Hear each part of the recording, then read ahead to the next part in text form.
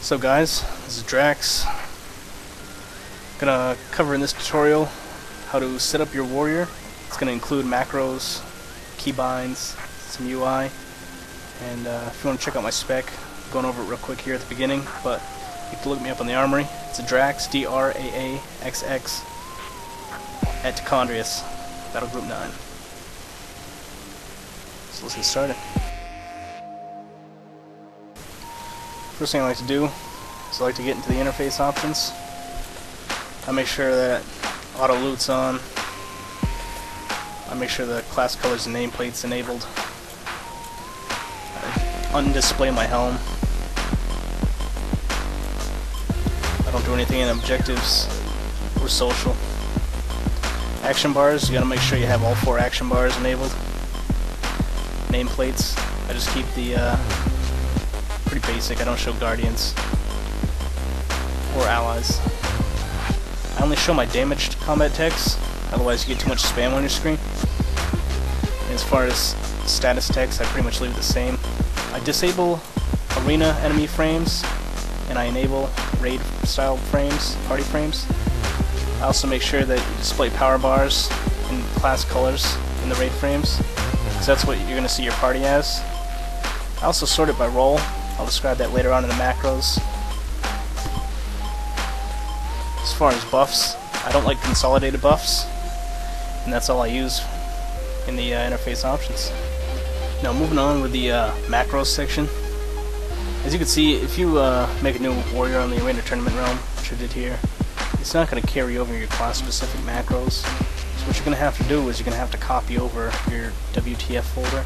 You're going to have to copy your profile from your live character.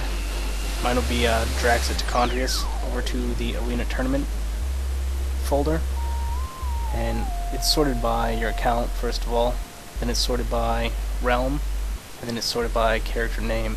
So all you have to do is copy yours from your live server onto your tournament realm server, or if you make like another class from a different server or whatever, you just have to copy it over, and you have all your macros. Now while I'm right here, I might as well describe these macros. This first one is my charge macro. Make sure as I'm in battle stance, cancelaura, bladestorm, equips my 2-handed item set, charges, and if I'm in melee range it rends. The second one is the same thing, except for it's the focus version. It's my focus charge macro.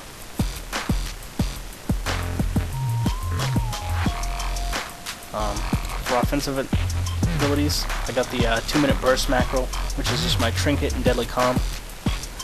The next offensive ability macro I have is the 5-minute burst. It's essentially the exact same thing, except for it includes recklessness. So what this macro does is it makes sure that you're in battle or berserker stance, pops recklessness, your trinket, and your deadly calm. That's when you do the most bursts, when you have all those lined up. I also have shattering throw. It's not really an offensive one, it's usually used to take out immunities. But I make sure it's all in the same spot on all my bars. So for battle stance, berserker stance, and defensive stance, you're always going to be pushing the same button to get the ability that you want. This way there isn't any confusion between the abilities. The next one is my heroic throw macro. And I macroed in shoot if you have a bow, or throw if you have a regular weapon. So that way if your heroic throw is on cooldown, you're still going to throw something at the guy. It can mean the difference between a kill or not. My leap attack macro, it's a cast sequence macro that has focus pummel, so I can easily leap over to someone, focus pummel, and charge right back in on my target. It's an easy way to get in or up on a hill, and it's won a lot of games. Another defensive ability that I have is the shield wall macro. It's pretty standard. Puts you in defensive stance, equips your sword and shield, and pops shield wall.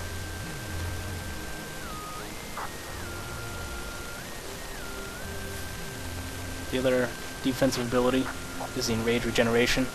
This one pops Rallying Cry, Last Stand if you're prot, and Enraged Regeneration. It also uses Hellstone, and the reason you use Rallying Cry first is because it gives you the percent health, and Enraged Regen goes off percentage. The Intervene macro, if I'm targeting a helpful player, like my Hunter, if I'm playing KFC, then it'll intervene the Hunter. This way I could easily intervene over to the Hunter, disarm a rogue or anyone that's on him, and get back to work. But if I'm targeting an enemy player and I hit this macro, then it automatically intervenes my healer. This way, if he calls out that he's scattered, I could hit this macro, it'll shoot right back to him, and I can beat the trap easily. This is my fear macro. It's a focus fear, and it's really useful to have a focus fear macro so that you can make sure that you always fear a healer if you're near him. You also have a focus throwdown, pretty basic, and a focus pummel. This way you could always throw down a healer or pummel him if you're right next to him without having to lose your target.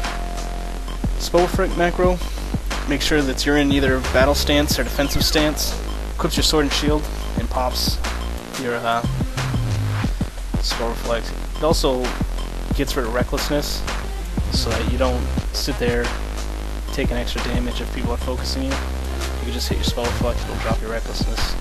My disarm macro, it just pops you in a defensive stance if you're in any other stance in that, and it disarms. It also taunts arena pets, and I have it set to arena pet 1 through 3 to taunt them.